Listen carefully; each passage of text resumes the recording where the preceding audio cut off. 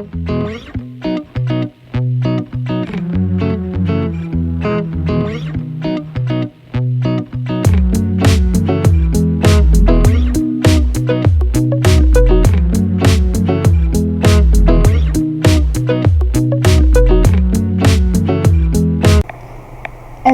marketing strategy.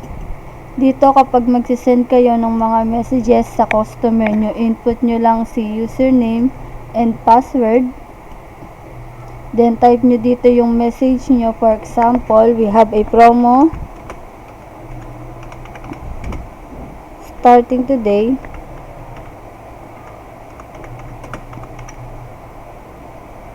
Until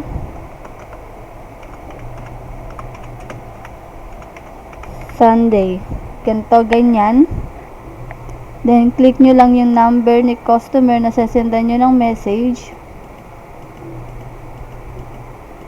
Then, click send.